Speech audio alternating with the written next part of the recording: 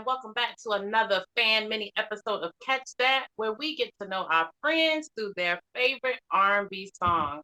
I am Naturally Elise, and that's my bro. JR. And we are the R&B representatives. And today we are welcoming a very fun person, so y'all get ready. We are welcoming Koku. Hey, girl, hey. Hey, thank you guys so much for having me on. I'm so excited to talk about this song. Yay. So, how about you tell us about yourself as little or as much as you like to share with us? Well, it started in an old village back, no, I'm just kidding. But I was actually born in Chicago, and you could say I was raised in Chicago. Well, you can. Little town called Country Club Hills, Illinois. Okay. I left Chicago when I was 17 years old. From there, I moved to Atlanta, LA, eventually landed in New York. Spent most of my life in New York. It's really where I would call home. Yeah. Aside from that, I work for an outlet called blackfilm.com, and there I am considered a media correspondent. So I get to talk to a lot of people every day, really interesting people. And, some of those conversations, these people, like, I never have bad interviews. Like, I don't be like, so who you dating, like, now, or why you beat your so-and-so up? So it's like, I have really great conversations. They're not meant to like to make people feel like they're on edge. But what I will say, and I just felt like saying this in this moment, is that it's so interesting when you exist in that world, how so many people have felt like they are being set up, that you have to disarm people because like they walk in the room feeling like, what are they going to say to me? You know what I mean? So it's like, I feel so bad about that. So that's why I just encourage people to listen to my interviews, and you'll see that you're never going to get that kind of energy. And if it's on some weird viral hot take stuff, that's just because the person wanted to say it themselves.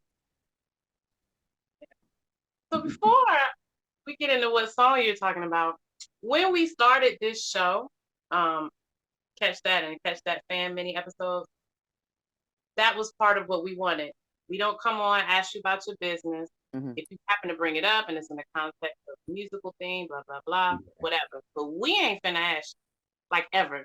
And so we have very similar philosophies. We want to have conversations. Mm-hmm. Yes.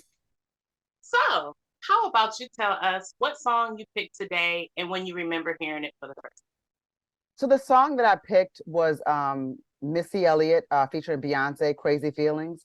And I know that's not a song that people talk about a lot, but for me, I thought it was so just so well done. And I have to be honest with you, I can't remember the first time I heard the song, but I know it's that song that I just throw on, like whether it's like 3 a.m. or if I'm in the car, or it doesn't take me to like a sad emotional place, but it just it's like it makes you like, it's a calming song to me. Yeah, the demo ain't good, but we're gonna get there. Yes, and a big reason for that calming is Missy's vocals. Exactly. Yeah. Missy's direction of vocal on it. Yeah. I have so much to say about that, if you guys don't mind me jumping in.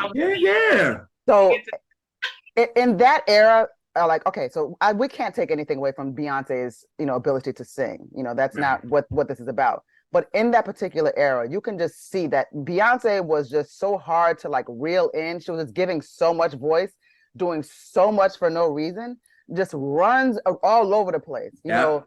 And it was kind of, if you're a real R&B purist, it was really annoying. Like, you're not saying she can't sing, but it's just like, yo, you don't have to do everything on the track at once, Yeah. But you could tell in this song, she was still doing that kind of peak, young Beyonce, all of the runs and so forth. But you could tell she listened to Missy's instruction. And for that reason, we got a much, much more toned down version of her during what you could compare to the music that she was recording at that time. I agree, because I feel like Crazy Feelings and There Ain't Nothing Out There is two completely different Beyoncés. Mm-hmm. Completely. Like you said, this Beyonce was running all over the place. Mm-hmm. And like Elise was saying, it's like, yo, Missy was able to say, okay, we're going to pull you back. We're going to turn down this mic. Like, you doing too much. You know what I'm saying? And when I heard the demo a couple of years ago, because it came, it went around online, let me tell you something. It was Gina Thompson, Beyonce, and I mean, it was Destiny's Child. So you got Kelly and Beyonce trying to outdo each other. Oh, it was, oh God. Missy probably was like, all right, I'm going to take the vocals from Beyonce. I'm going to take Gina off, and I'm just going to try to mix this. To me, it sounded like Missy and Timbaland was trying to do what they did with Get on the Bus. Yeah. With the demo. If you hear the demo of this, you can be like, oh, y'all recorded that right after Get on the Bus. Like, but the version that we hear on the real world, it's like, okay, Missy was like, okay, I'm taking that out, I'm taking this out, I'm keeping this in. Like, she probably did a lot of that. You know what I mean? I never understand, like, when some singers feel like every song is almost like an audition, you know, like Beyonce did that, yeah. Beyonce, yeah, everything was at that time, it's like she was trying to prove something to us. And it's just like, come on. But that working, like, to me, like working with Missy, I think that was a pivotal moment for her. And I feel like just Missy Elliott as an artist, I mean, I love Missy, like she's my favorite artist, right? But I think that she does such good work too when she works with other people. Like, she brings out the best in anybody. So, you know, somebody like Missy, she just knows how to just really, like, there's two people that really understand vocal arrangements very well that are not like necessarily like that old. And I feel like that's Missy Elliott, and I feel like that's Brandy. Oh yes. Oh yes. They both got good ears. Yes, you know what I mean? They have really, really good ears. Cause I'm telling you, I know Missy probably in that studio session, she probably was looking like, oh, Lord, I'm with this. And she comes off like a nice person, so you know she was thinking it, but probably still kept them smile on her. Right, you know what I mean? You're right. She probably was like, okay, that was a good take. Again, like, you know what I'm saying? Like, it was like, oh, you know what I mean? But yeah. I'm glad y'all said it. You know what I'm saying? We ain't got no time. We not coming for y'all, the Beehive or whatever. No, not at all. Not at all. Yeah, it's just, you could tell in the beginning she was just trying to show that, y'all, I can sing. I want y'all to know I can sing. And it's like, girl, you the lead singer, so we here. Like, you know? Like Kelly said, she the second lead. Everybody knew their role, you know? Yeah, they was like, it felt like every song she was singing was like her elevator pitch. Like, you got to hear all of it so you know. Yes. It's like, boo, we know. Like, at this point, people already like, fucking love Beyonce. So it was like, oh, we know you can sing, boo boo. We like, that's irrefutable fact that you can sing. But wasn't in the 90s, it was, but in the 90s, wasn't it like that a lot though? Because like Wanye would do that a lot. Just run all over the place.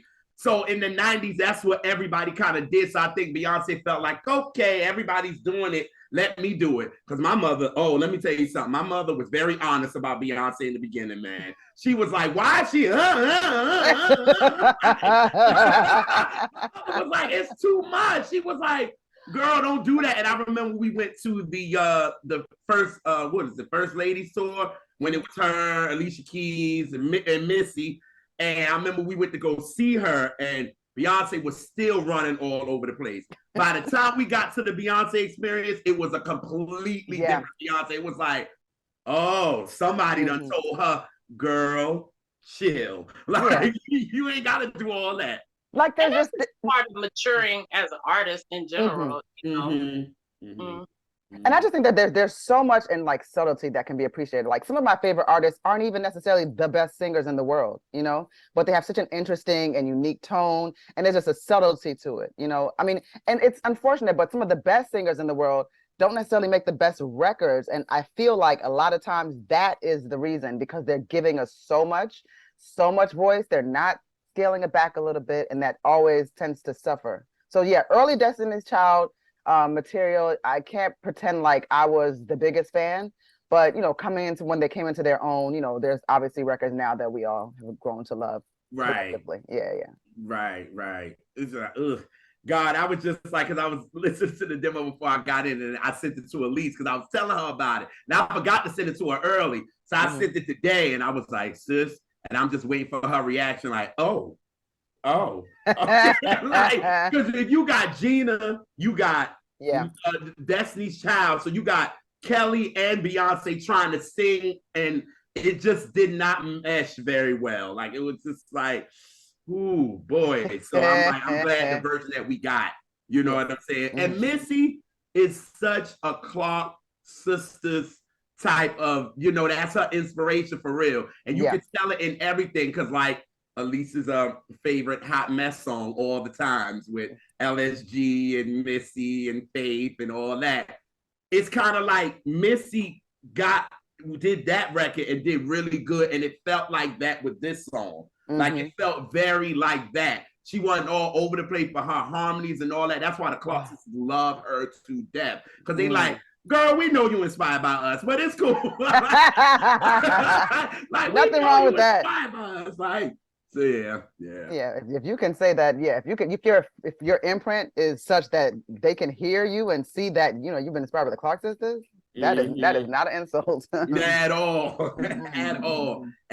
It's like, and then with these songs too, because right after this, then they came out with Confessions on Writings on the Wall, which Missy loved using, her and Timberlake loved using the guitar with them girls. Like, them guitars was nuts, like on this, and then on Confessions, I was just like, did y'all all record this at the same time? Like, Get Off the Bus and this, and then Confessions, did y'all all record this around the same damn time? Because I'm like, that's an interesting question though, like to think about that, like when certain artists get together, like especially like of that that are that big, do they sort of package and be like, yo, let's just knock out 10 songs because I'm gonna be on tour, you're gonna be on tour, we ain't got time. Like I wonder what that process is like, especially with the fact that around the albums came around the same time, because The Real World came out in June and Writings on the Wall came out in July, so it was kind of like, when did y'all do this record? Because I'm like, you got that, and then you got Confessions, so I'm like,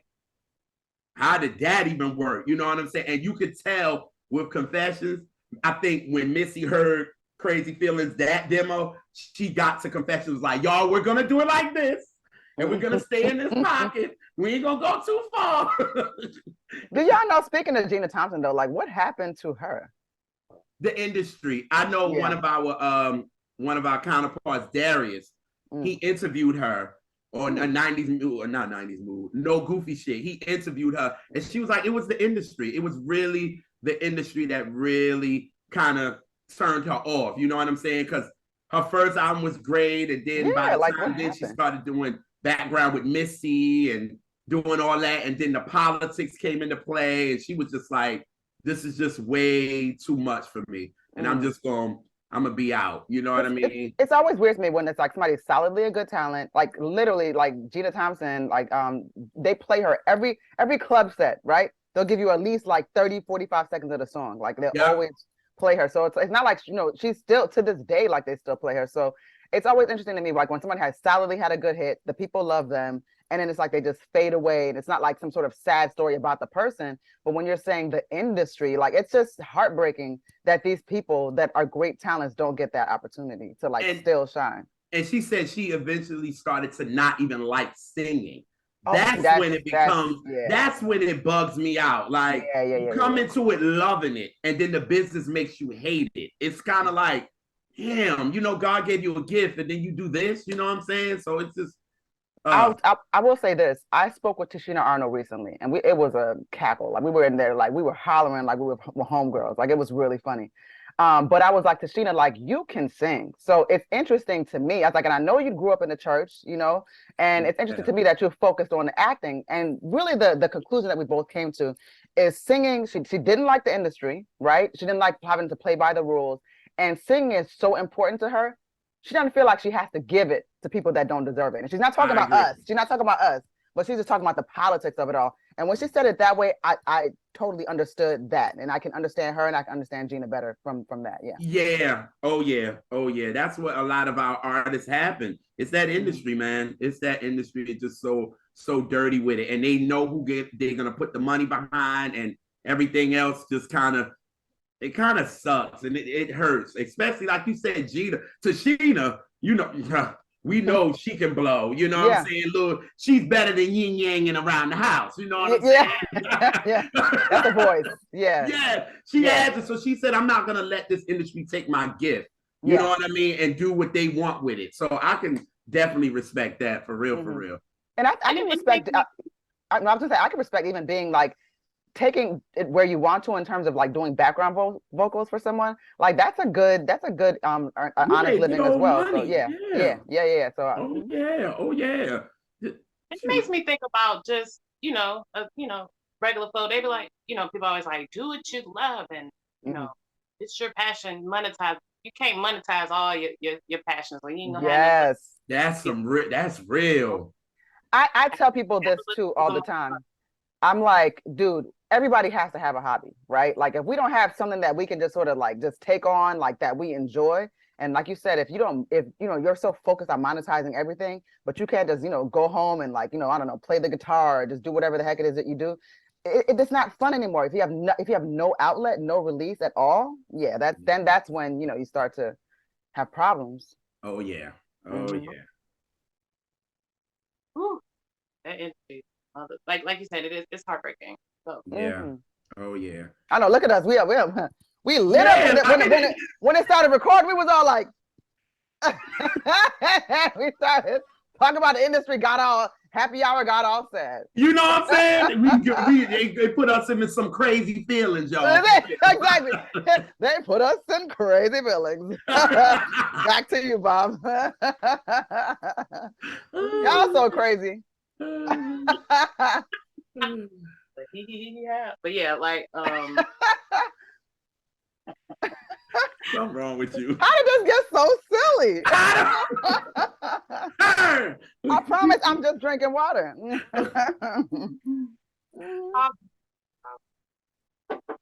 ain't even spite today. Right. Well, yes. Well, we appreciate you hanging out with us and having a little kiki and learning us some things. And y'all gotta find that demo. Y'all gotta listen to that demo. And yeah, you can kiki some more. for sure. I thank you so much for having me on. Like I had a really good time, you guys. This was just a fun conversation, and it was not a conversation that I have. I mean, it's just an interesting perspective. I love your show and your ability to take on things and to ask people why, where were you, how does it make you feel? Like those are really interesting questions to like tie in music to a moment and to build a show around that. I think that's super dope. And you guys are the ones to do it. You know what I'm saying? Everybody can't do that. Everybody can't do what you do, Okay. He's like, I know. When you know a little something about something, people just be trying to talk just to talk. No. This is not that type of atmosphere. Come on. Yeah. So, how can people find you if they like to find you, and what do you have going on? Oh yes, if you guys want to find me, of course, you can find me at Kokupuff, KOKUPUFF on Twitter, Instagram, Facebook. I've got a little Facebook page that I don't really do nothing with. If you really want to follow some ratchet Facebook updates, I do keep my page public. I'm not hiding from anybody, so that's facebook.com/KokuTV. And of course, I work with blackfilm.com, but I also have my own YouTube channel, which is Koku TV. So any and all things online, they're just all there. I'm not, like I said, I'm not running from nothing. I'm not hiding from nothing. I'm a person with many, many crazy things going on. And as far as anything about an up next, I have an up next coming, but I gotta slow roll that announcement. But it was so fun hanging out with you guys. Yeah, we appreciate you. We appreciate all our viewers for hanging out with us every week with our crazy asses and our crazy ass guests. And I'm so proud to be one of the crazy asses. It means a lot to me. Another song is in your heart, please feel free to hit us up. Come back, talk about something else. Yeah. I'm gonna be knocking on your doors. Come and knock on my door. Come on, yeah. Yeah. Okay. Thank you guys so much. Take care. All right.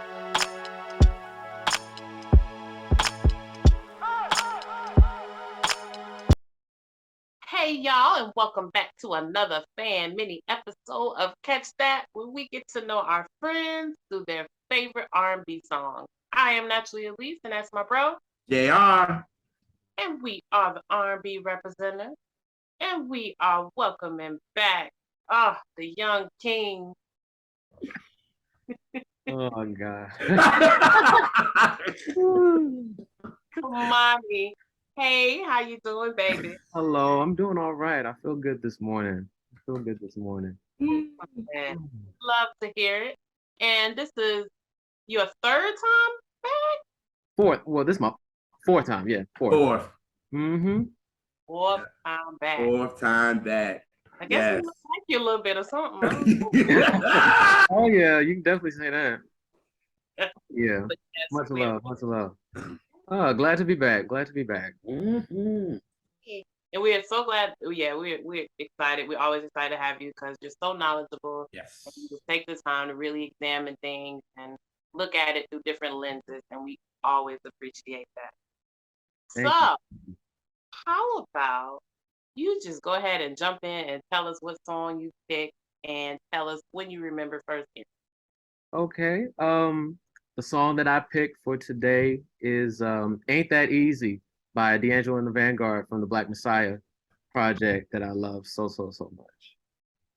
Yes. And I recall, okay, let's go back to around, I said early 2015, late 2014, my freshman year of high school. I had known of D'Angelo since I want to say I was 13 when I first heard Brown Sugar on the radio. You know, they play that all the time. And that was my introduction to D'Angelo. And I love the beat to it. I love how he sung it, the falsetto and everything. And fast forward to about, I think that summer of 2014, I found out, you know, there's an episode on the Jamie Foxx show when Jamie's doing the D'Angelo How Does It Feel video. Yes. So that's when I knew about that. So I was like, okay, he's well known from a cultural aspect. Okay, so I'm like, okay. Then I'll say December of 2014, they showed the album promo of Black Messiah on TV, and I was just like, oh, this guy must be real legit. They doing commercials on the albums and stuff. So I think I want to say in the commercial they played like a snippet of Really Love. I might be wrong. Yeah, you did. It was Really Love. Oh, yeah, it was. That's another song in itself. Yeah. But I remember hearing that, and then when I made a Pandora account. I started off with Pandora. I'm an Apple Music guy now, or thank God. Pandora, Spotify, Apple Music. That's kind of like my Because Pandora is still playing in playlists. They doing My Boo. I'm over it. Jesus Christ. Yes. But let's see. Pandora in my Pandora days. This is spring of 2015, and I started a D'Angelo radio station. It was playing Brown Sugar, Lady, Me and Those Dreaming Eyes, Higher, all the Brown Sugar essentials, Jones in My Bones. Listen.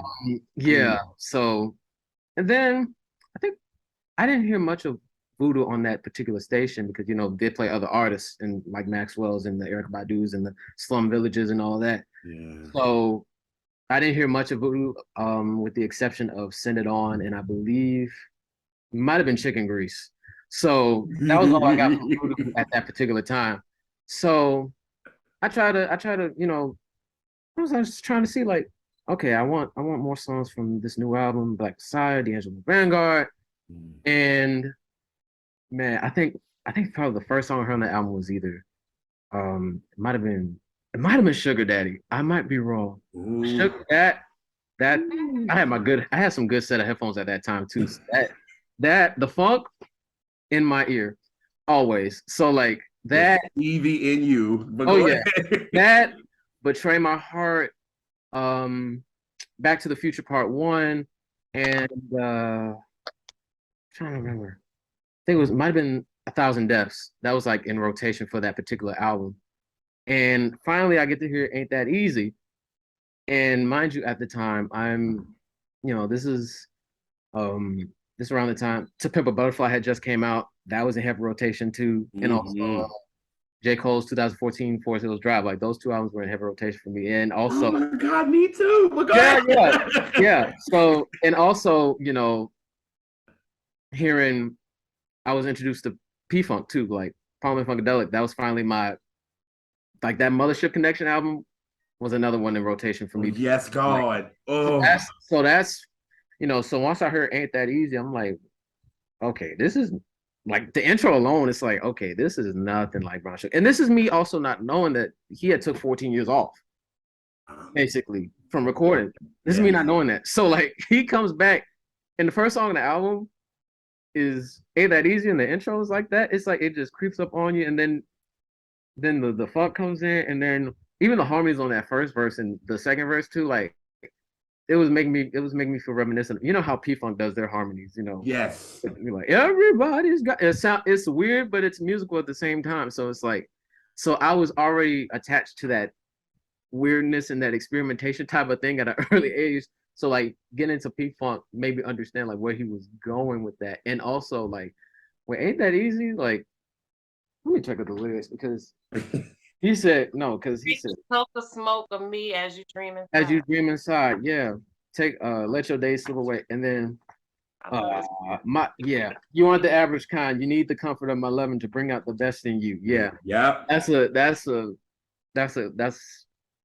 the lines that got me. And then they switch it up with that chorus, and it gets all churchy on you, and it's just like, oh, and just thinking about it, also, you know, Al Green is one of my favorite singers from the 70s too. So like hearing that song was like a mixture of what I was saying about P-Funk. It's like a mixture of that and then the mixture of that soul. It's like you get the weird and you get smooth all in one. Yeah. Like smooth and soulful and then weird and just all over the place. So it's like psychedelic soul in a like extended, more modern type of form to me. So it's like it fit my musical hand like a glove, basically.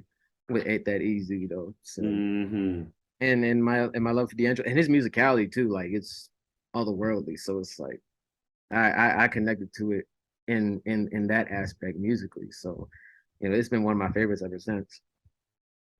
The song, like when I first hear it, it gives me it gives me like a mix of Sly, I hear Sly. The updatedness of a Bilal. Like like when I first heard it, that's yes. My first one, and what you said as well, Kemani. I was just like, I was hearing so many different things, but it just came together. Yeah. But those are all artists that are very related and inspired by you know each other, so that makes sense.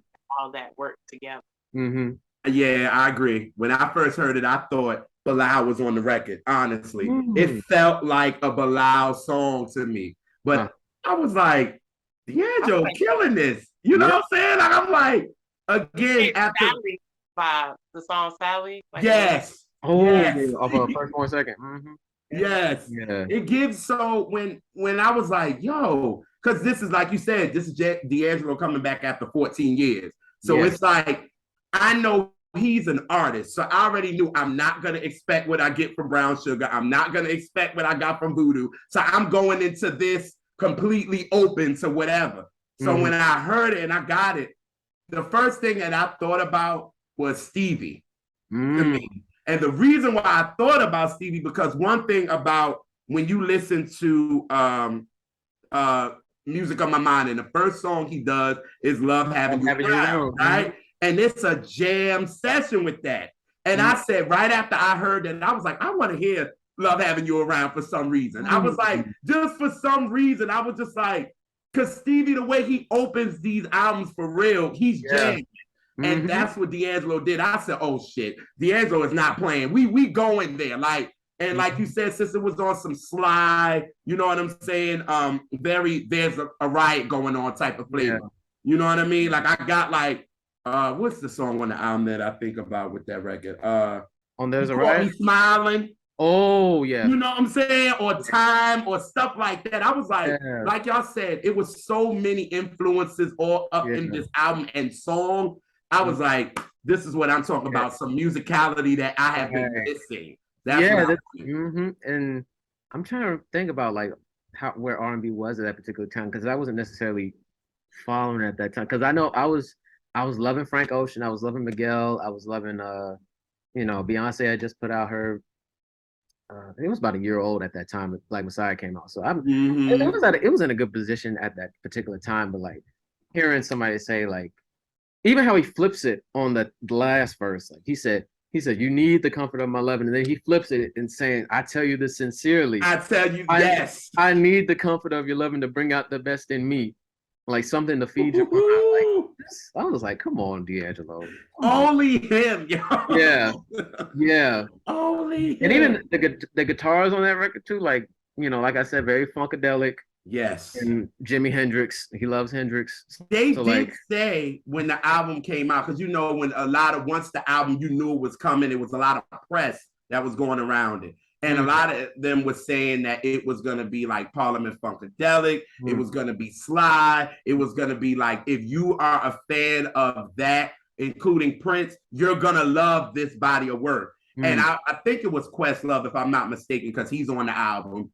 Yeah. And he was just like, yo, like, don't expect no voodoo, y'all. This is not that. That's what he kept saying. Like, this is not that. So open with you. Like, come in with different ears. So I was just like, all right, I'm going to do that. And then to get this song, that ain't easy to start it off. I was like, shit, this is, whoo. I was like, where George Clinton at? Like, where he at? You know what I'm saying? Like, can I get something with him on it? Just, and it felt so refreshing. Because like you said, this is the time where, like 2014, this is, this is when Sam Smith comes in, and this is in My Lonely Hour. I remember when that blew up. That vibey stuff, because you got like Tinashe and you got like Twigs, and so that kind of started getting there. Yep, Janae Aiko started. Janae Aiko came out. Yeah, I remember. It was that vibey shit that they was trying to push.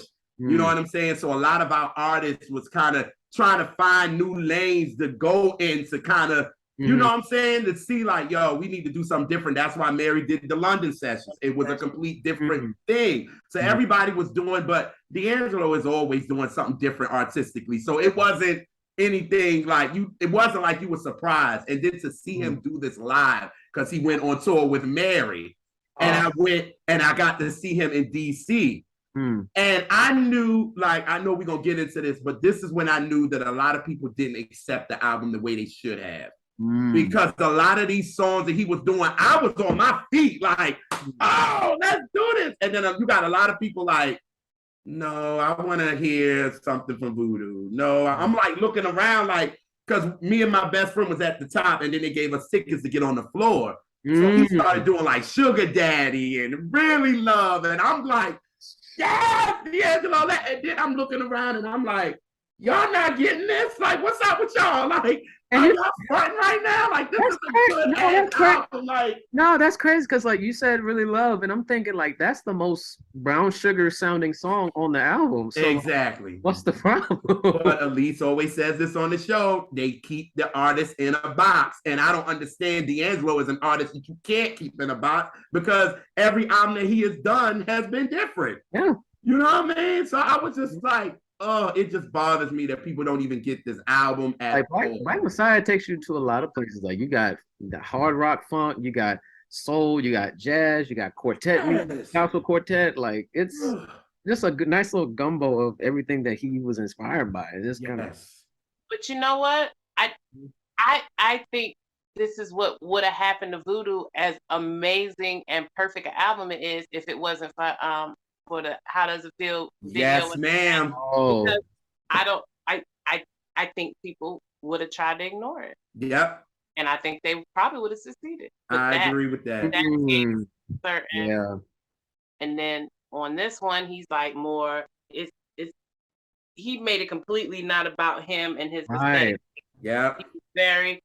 See how he was dressing during his period. Like, he didn't want that to be the focus. Like, that shit fucked him up. Like, it did. Oh yeah. Emotionally. So like, yes. Yeah, look at the exactly. So it was more mysterious, and and in 2014, that's not what, unfortunately, what music, the business was about.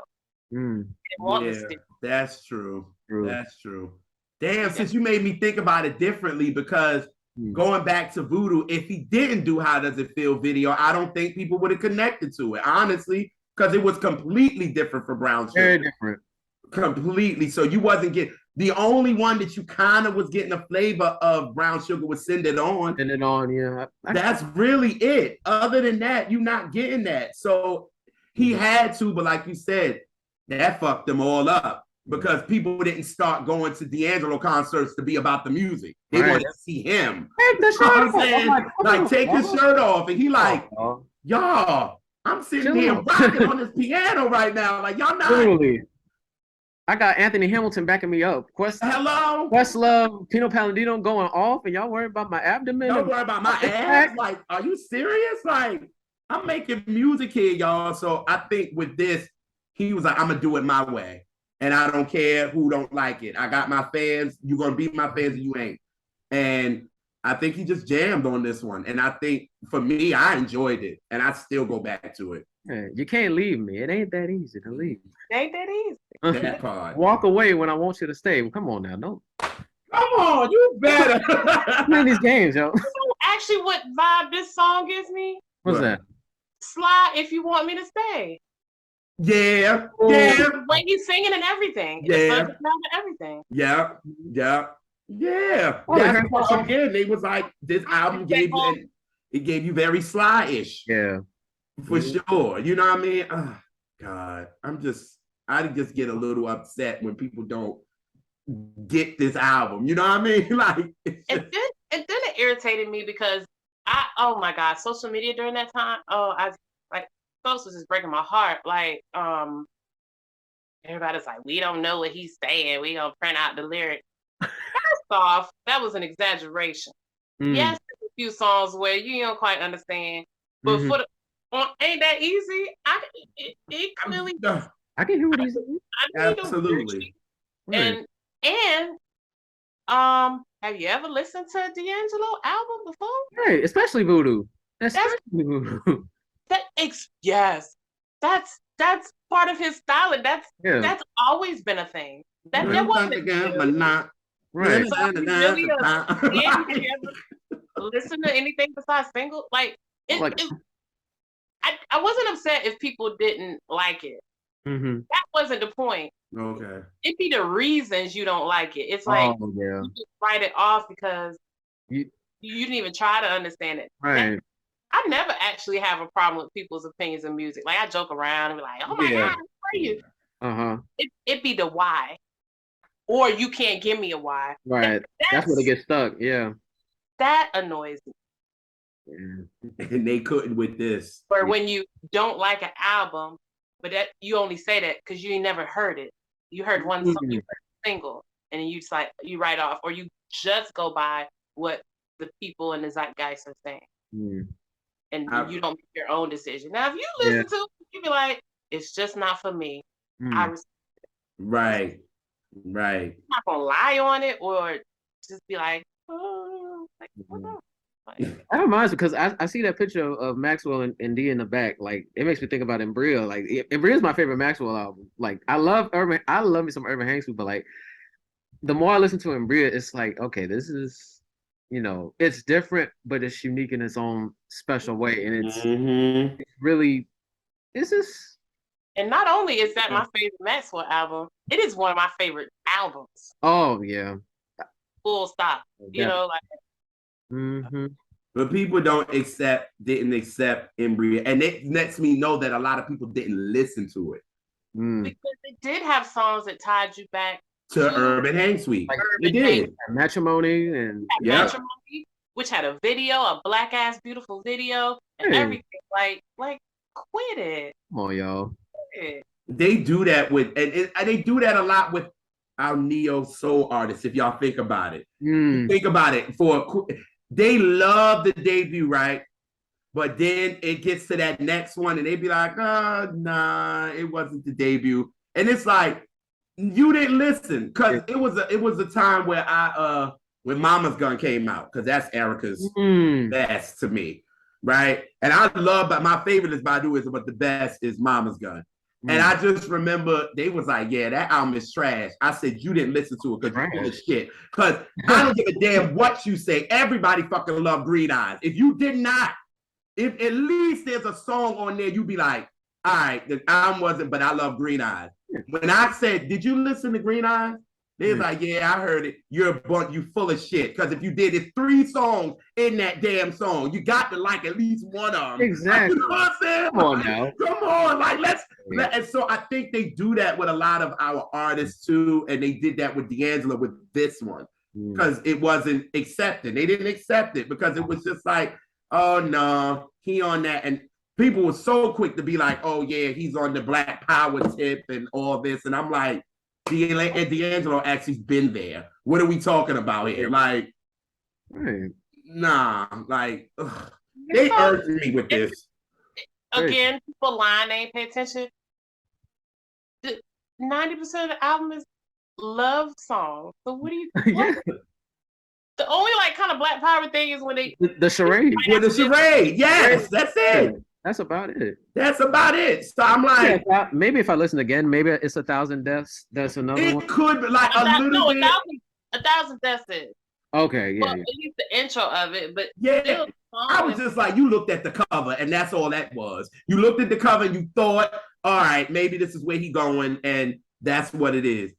And no, it's not. It's man, this album is amazing. To start it off with a song like this, I loved it because I was like, D'Angelo is not fucking playing. That's why I was and I'm jealous. You said you got to see him live?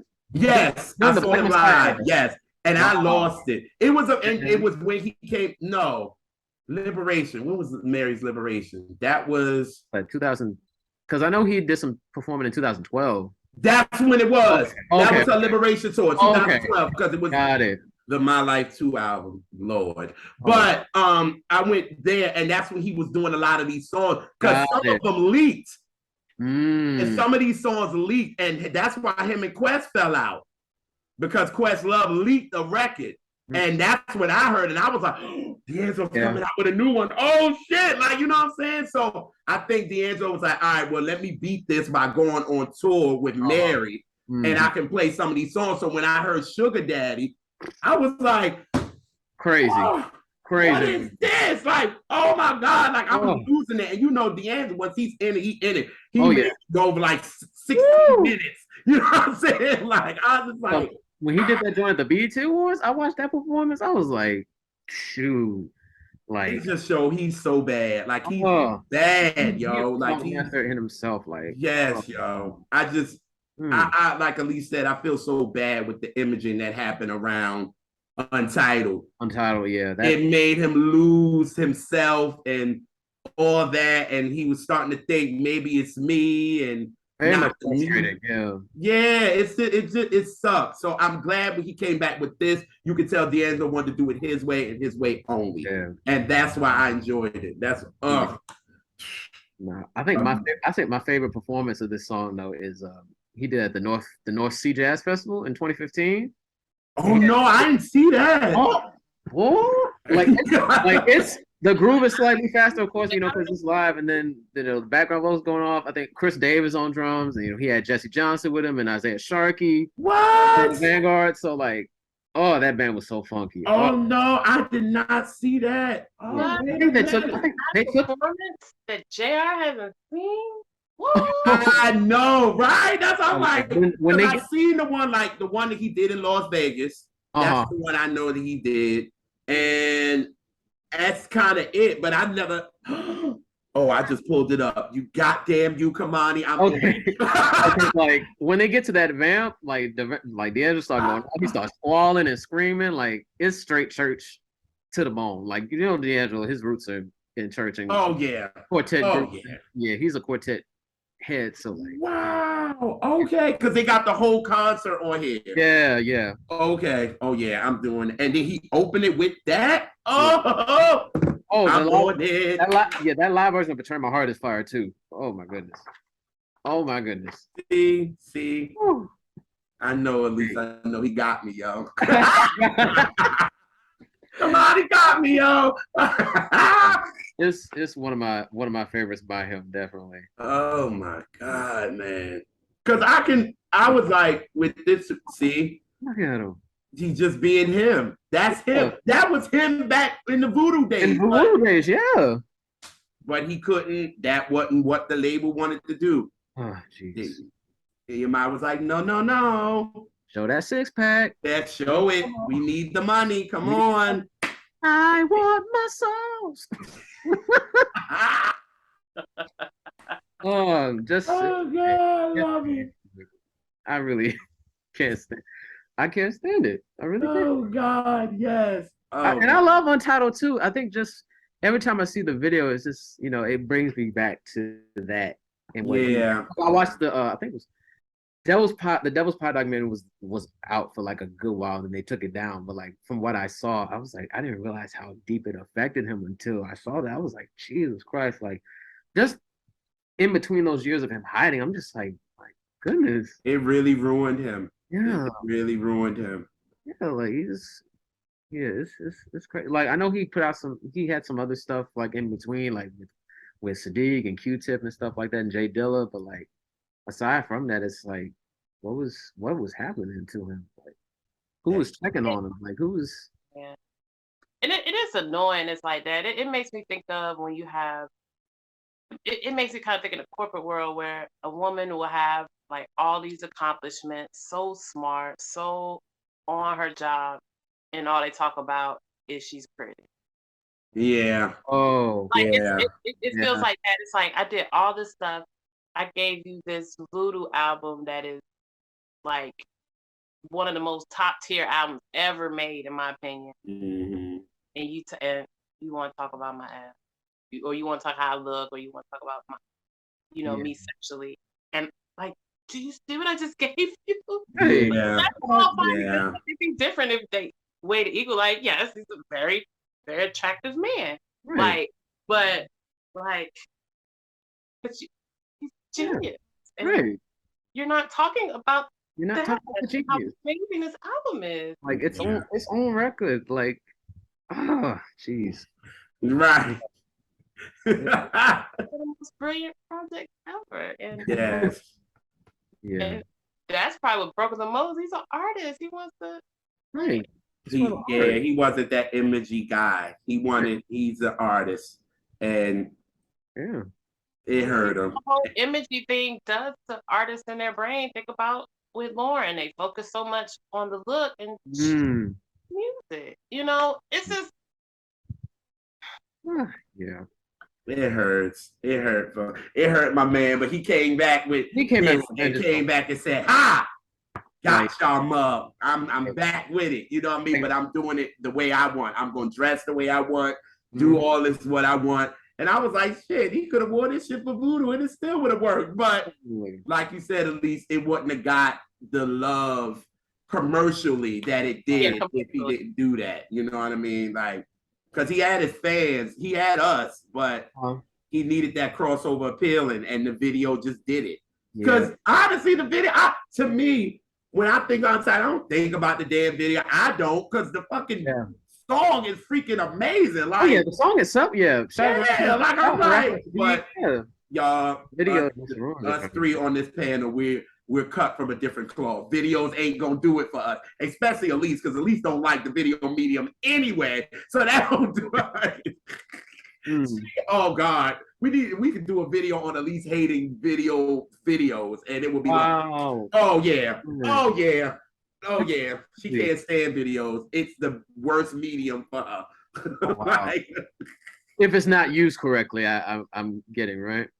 Like if that, there's I say 90 to 95% of videos are the worst thing ever, and as with everything, there's exceptions. So there's a 5-10% of where videos are done right. I mean, I still watch them, but I watch them and I'm like, this is terrible. Right. I understand their purpose. I know why they exist. It ain't that. It's just it's that. And that's JR. When I think of Voodoo, first thing I always think about. What's my favorite? Kemani already said it when he was talking about Voodoo. Oh, that she got on every playlist. Spanish joint. I was like, oh, did you say Spanish? I thought he might have said something else. No, I didn't say Spanish joint, but yeah, that's okay. I thought you did. Yes. I said hearing it. It fits in different kinds of playlists. Like it everything is on. It fit though. Yeah, Spanish Joint is another. Yeah, I actually remember hearing Spanish Joint for the first time. You know how they do the Spotify sessions? Yes. He did Betray My Heart, and then he went into Spanish Joint, and I'm like, what in the world is this? You know, because yeah, he's a sick man. This He's is a sick, yo. oh my Artistically god, sick. That's why, like, Prince loved him. oh yeah, I think That's the one Prince really loved because he was like, D'Angelo ain't with the shits, and Prince don't be with the shits, and he's like, this dude is really at it. Yeah, and that's why he gave him his guitar or some shit. Like, yeah. I think he gave him his guitar if I'm not mistaken. And yeah, he's cut from he's Prince's children. He's oh yeah, one of Prince's kids yeah. for real. Prince for got real. And this album proved it for real because Prince influence all over this. Prince got many a kids, so oh hello, many of them, many a kids. So yeah. But yeah, 8 good years of Black Messiah. Every time I listen, just every time I revisit, it's like wow, like I said before, just an artist, just wonderful. And D'Angelo, if you're watching this, we miss you. Come back, get out your cave. We saw you a few months ago. We wait on you to come back. It's been too long. And we're suffering. No, we're not suffering, but like R&B's not dead, but like, come on, bro. Please. Right. We need that artistry, please. Come on. Oh. Yeah. Oh. Come back.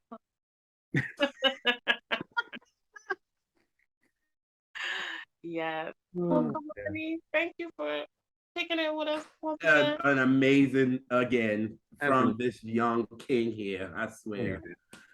And we'll put your information, how people can find you in the description. So y'all go find him. He is worth finding. First of all, I love the new nickname.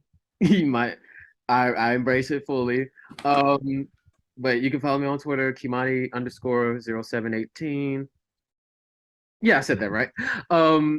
And that's the same thing with Instagram. And then you follow me on TikTok. I'm trying to revive my channel, Money the Music Man, sharing my record collection, maybe sing a few songs. I'm a kind of a musician myself, so might as well. So yeah, you got Jimmy Jam following you now. Oh Jesus Christ! I love you, Jimmy Jam. You're an inspiration. Oh my goodness. You and Terry, y'all. Yes. Two-headed goat, definitely. Yes. Yeah. Yeah. And we thank everybody for checking us out and watching us. Kick it with the Young King again, and come back. Subscribe, share it with your folks. Bring us some more family. We love cousins, so come on over, and we will catch y'all on the next Catch Back.